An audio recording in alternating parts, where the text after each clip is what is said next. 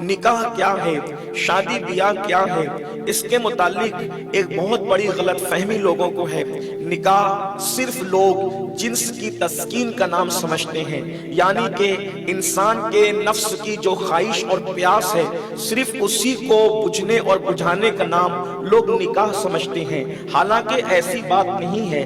یہ بات اپنی جگہ درست ہے کہ انسان جب نکاح کرتا ہے تو اس کی نفس کی تسکین ہو جاتی ہے، اس کے نفس میں لگی ہوئی آگ کی پیاس بجھ جاتی ہے، لیکن نکاح اسلام میں صرف جنس کی تسکین کا نام نہیں، نفسانی خواہشات کی تکمیل کا نام نہیں، بلکہ نکاح وہ عظیم عبادت ہے کہ کوئی نبی زمین پر ایسا نہیں گزرا جس نے نکاح نہ کیا ہو۔ ہر نبی نے نکاح کیا، بعض انبیاء کرام نے کچھ کام کیے کچھ نہیں کیے، لیکن ہر نبی نے کم و بیش 1,00,000 یا 2,24,000 انبیاء آئے، سب نے نکاح کیا سوائے حضرت سیدنا عیسیٰ علیہ السلام کے۔ اور حضرت عیسیٰ نے اس لیے نکاح نہیں فرمایا کیونکہ آپ قریب قیامت زمین پر تشریف لانے والے تھے، اور زمین پر تشریف لانے والے تھے اس لیے آپ نے نکاح نہیں فرمایا۔ اور اب جب آپ زمین پر قریب قیامت تشریف لائیں گے تو اس وقت آپ نکاح فرمائیں گے۔ ہر نبی نے نکاح کیا، اللہ اکبر، حضرت عیسیٰ کے سوا حضرت عیسیٰ بھی نکاح کریں گے۔ ایک بات آپ کبھی سوچیں اور غور کریں، بڑی دلچسپ بات ہے، حضرت عیسیٰ نے نکاح کیوں نہیں فرمایا؟ حضرت عیسیٰ کے نکاح نہ کرنے کی کیا وجہ ہے؟ وہ حکمتیں تو اہل علم اس کی بیان کریں گے، لیکن اگر آپ توجہ کریں تو پتا چلے گا 35 یا 36 سال کی عمر میں کم و بیش حضرت عیسیٰ علیہ السلام آسمان پہ اٹھا لیے گئے۔ میرے عزیز، اٹھایا جانا تھا حضرت عیسیٰ کو آسمان پر۔ توجہ فرمائے میرے نوجوانوں کی خاص توجہ، اسلامی بہنوں کی خاص توجہ۔ آج کل لوگ کہتے ہیں کہ مسلمان اپنی بیوی سے پیار نہیں کرتا جیسا کرنا چاہیے۔ ہم کہتے ہیں ہم سے زیادہ کون پیار کر سکتا ہے؟ ہم سے زیادہ پیار کا تصور کہاں ہو سکتا ہے؟ حضرت عیسیٰ کو آسمان پر اٹھایا جانے والا تھا، اور حضرت عیسیٰ قریب قیامت دنیا میں تشریف لانے والے تھے، تو حضرت عیسیٰ کو آسمان پہ اٹھایا جانے والا تھا۔ اگر حضرت عیسیٰ نکاح کر لیتے تو بیوی کو تو آسمان پہ اٹھایا جانے والا نہیں تھا۔ اللہ اکبر! اس لیے حضرت عیسیٰ علیہ السلام نے یہ مناسب جانا کہ بیوی کو چھوڑ کر جائیں گے، قریب قیامت تو ہم آئیں گے لیکن بیوی تو اس وقت تک موجود نہیں رہے گی، وہ تو دنیا سے جا چکی ہوگی۔ اللہ اکبر! گویا کہ ہمارا اسلام بتا رہا ہے کہ نبی نے یہ خیال فرمایا ہوگا، اللہ اکبر، کہ میں نے آسمان پہ جا کر پھر آنا ہے۔ اللہ اللہ! تو ہمارا مذہب بیوی کو چھوڑ کے جانے کی اجازت نہیں دیتا، بلکہ پیغمبر نے کہا جب آئیں گے اور ہمیشہ زمین پہ رہنے کے لیے آئیں گے اس وقت بیوی کے ساتھ نکاح فرمائے۔ اللہ فرمائے، غور فرمائے، یہ ہمارے مذہب کی تعلیم ہے۔ اس لیے کہ مذہب اسلام، حضرت آدم کا بھی مذہب اسلام تھا، حضرت نوح کا بھی مذہب اسلام تھا، حضرت ابراہیم کا مذہب بھی مذہب اسلام تھا۔ ہر نبی کا مذہب اسلام ہے، اور ہمارے آقا علیہ السلام اس کی تکمیل کے لیے تشریف لائے تھے۔ تو اللہ اکبر! نکاح کیا چیز ہے، نکاح کیا شے ہے، ہر نبی نے انجام دیا، اور حضرت سیدنا عیسیٰ علیہ السلام بھی اس نکاح کو انجام دیں گے۔ میرے آقا صلی اللہ علیہ وسلم کے دیوانوں، لیکن یہ نکاح صرف رسم نہیں، یہ نکاح صرف جنسی تسکین کا ذریعہ نہیں، یہ نکاح نفسانی خواہشات کی تکمیل کا نام نہیں، بلکہ نکاح کی حکمتیں دیکھیں۔ اللہ اکبر! جب نکاح ہوتا ہے، نکاح صرف ایک مرد کا ایک عورت سے ہوتا ہے۔ ہمارے مذہب میں یہی تصور ہے، ایک مرد کا نکاح ایک وقت میں ایک عورت سے ہوتا ہے۔ ٹھیک ہے، اگرچہ مردوں کو اللہ رب العزت نے اور اجازتیں دی ہے، لیکن ایک وقت میں ایک عورت کا نکاح ایک مرد سے ہوتا ہے۔ اس وقت ایک میاں بیوی آپس میں کیا ملتے ہیں؟ سینکڑوں افراد کا ملن ہوتا ہے۔ ایک جوڑا نہیں ملتا بلکہ سینکڑوں افراد کا ملن ہوتا ہے۔ مثال کے طور پر دیکھیے، لڑکی لڑکے کے ماں باپ، اور لڑکے کے ماں باپ اور لڑکی کے ماں باپ، یہ دونوں کا رشتہ قائم ہوتا ہے۔ لڑکے کے دادا دادی، لڑکی کے دادا دادی، ان کا رشتہ قائم ہوتا ہے۔ لڑکے کے نانا نانی، لڑکی کے نانا نانی، اسی طرح آپ قیاس کرتے چلے جائیں، گویا کے خاندان ملتے ہیں، آپس میں خاندانوں کا ملاپ ہوتا ہے۔ یہ نکاح کی برکت ہے۔ اللہ اکبر! ہزاروں کروڑوں روپے خرچ کر کے جب آپ خاندانوں کو جوڑ نہیں سکتے، صرف صرف ایک نکاح کے ایجاب و قبول کی برکت سے سینکڑوں افراد آپس میں مل جایا کرتے ہیں، سینکڑوں افراد کا آپس میں ملاپ ہوتا ہے، محبتیں ہوتی ہیں، پیار ہوتا ہے. یہ تو ملاپ ہوا. اب ملاپ کے بعد اس کی برکتیں، پھر بچوں کی پیدائش ہے، بچوں کی ولادت ہے، بچیوں کی ولادت ہے. کتنی برکت کی چیز ہے نکاح. اور نکاح کی حکمت یہی ہے، دو خاص حکمتیں ہیں. نمبر ایک یہ کہ انسان کو بدکاری سے بچایا جائے، انسان کو زناکاری سے بچایا جائے. اور نمبر دو، حلال نسل کو آگے بڑھایا جائے. انسان پیدا ہو، قدرت یہی چاہتی انسان پیدا ہو، لیکن انسان حرام سے پیدا نہ ہو بلکہ انسان حلال سے پیدا ہو، صالح خون لے کر انسان پیدا ہو.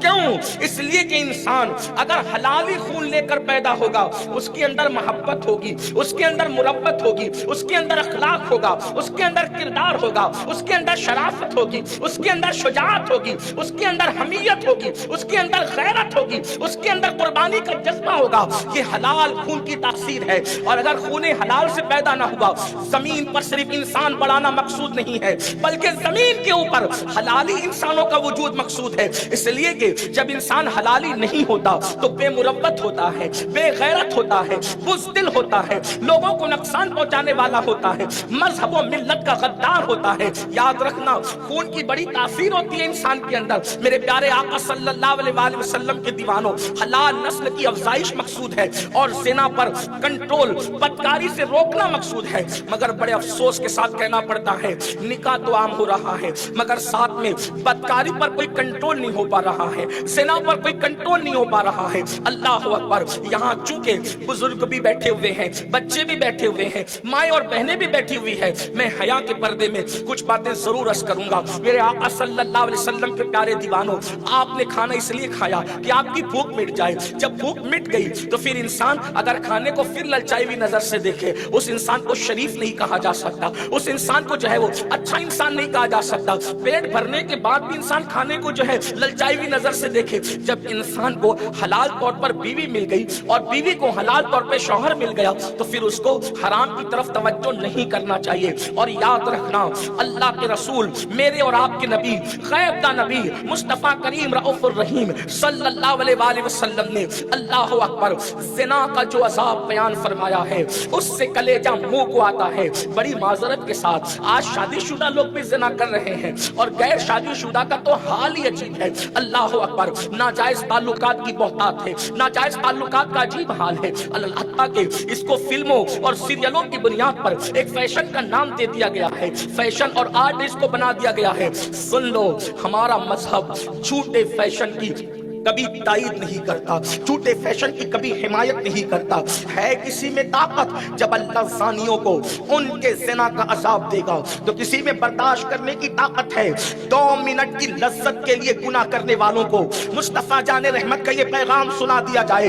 اللہ کے حبیب غیب دا نبی صلی اللہ علیہ وآلہ وسلم فرماتے ہیں، جب زانیوں کو میدان محشر میں لایا جائے گا تو آگ کی زنجیروں میں جکڑ کر لایا جائے گا. اگر یہ جلسے کا خطیب کہتا یا دنیا کا ادیب لکھتا یا اللہ اکبر کوئی صرف مولوی کہہ دیتے یا کوئی سیاسی لیڈر کہہ دیتا محض، تو ہم کہتے کہ آپ نے ڈرانے کے لیے بہت مبالغہ سے کام لیا. لیکن واللہ یہ کسی دنیا دار کا قول نہیں ہے بلکہ یہ محبوب خدا کا قول ہے.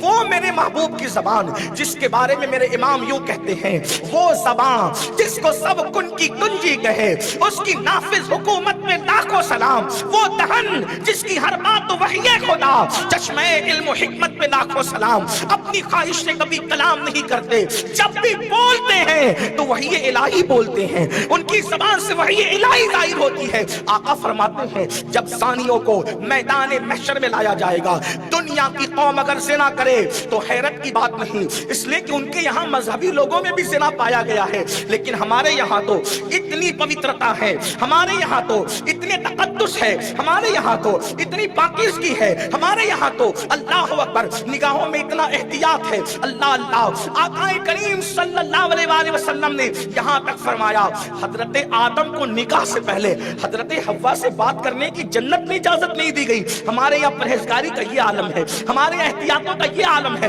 اللہ اکبر. مگر سن لو، اللہ اللہ، دوسروں کے دیکھا دیکھی مذہب اسلام سے دور جا کر جہنم کے کڑوں میں گرنے والوں اور ایک ایک 1.5 2 منٹ کی لذت کی خاطر خدا کے عذاب کو چیلنج کرنے والوں, خدا کے غضب کو چیلنج کرنے والوں, اللہ کے سچے نبی, غیب کا نبی مصطفیٰ جان رحمت صلی اللہ علیہ وسلم فرماتے ہیں کہ جس نے دنیا میں زنا کیا ہوگا وہ قیامت میں اس حال میں آئے گا کہ اس کے ہاتھوں میں آگ کی زنجیریں ہوگی, اس کے پیروں میں آگ کی زنجیریں ہوگی, اور ان زنجیروں کا حال یہ ہوگا اگر اس کی ایک کڑی کو کسی پہاڑ پر رکھ دیا جائے. میں اپنی بہنوں کی بھی خاص توجہ چاہتا ہوں, اللہ اکبر, اگرچہ یہاں آنے والی بہنیں ایسی نہیں ہیں میں جانتا ہوں, لیکن اللہ میری آواز کو ان کانوں تک پہنچا دے جو کان اس صدا کے مستحق ہیں. اللہ کسی کی اصلاح کا انتظام فرما دے.